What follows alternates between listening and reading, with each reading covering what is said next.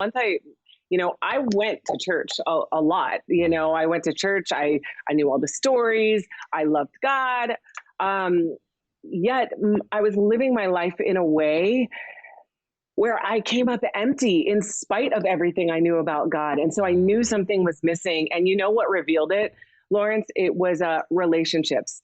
So I got my heart broken, and nothing reveals that you don't have your doctrine on straight like a relationship that isn't honoring God. And, that's a word. It's like, and I was not in a relationship that was honoring God. And to be quite honest, at that point in my life, I decided to God was definitely on the shelf. He was kind of on the back burner. And even though I had achieved so much, this relationship, it ended in a way that crushed me, that I literally lost everything about like my complete sense of self. I didn't know who I was. I didn't know what I liked to eat. I didn't know what music I like to listen to.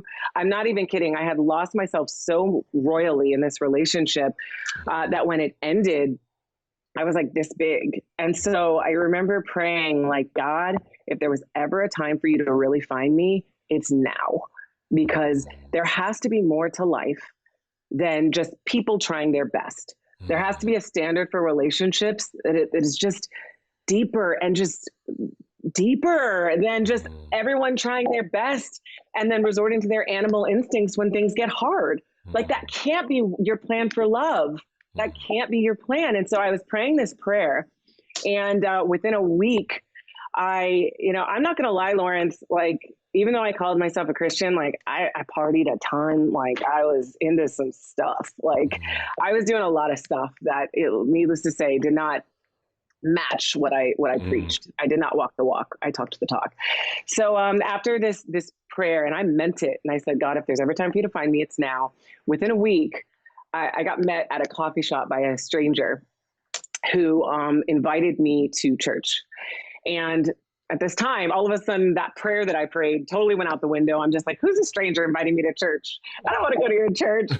But then I ended up giving this person my phone number. He invited me to church for a month. I eventually went after I realized I was like low-key self-destructing. I'm like, let me just take this invite to church and go to church. The ministry happened to be, this is 10 years ago. So the ministry happened to be the ministry that I'm a part of now.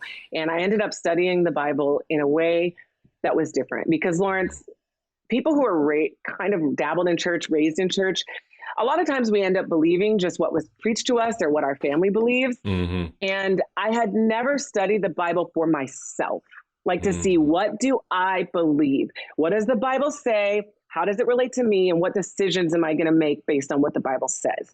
So for the first time in 2011, I studied the Bible for myself, and I saw the call of God on my life, what that looks like. I saw in, 1 Timothy 4:16 that our life and doctrine need to match, meaning our life has to reflect what we believe. And I realized that the Bible always calls you to a decision. And I realized that, living life to the full and having the promises of God aren't independent of obedience and answering the call. And so in short, it just rocked my world in the best of ways. And so that is when 2011, my journey with God really began, that I became all in. My devotion, I got baptized on July 27th in 2011. And, it's been a crazy, amazing ride since then. But that's when it got real for me.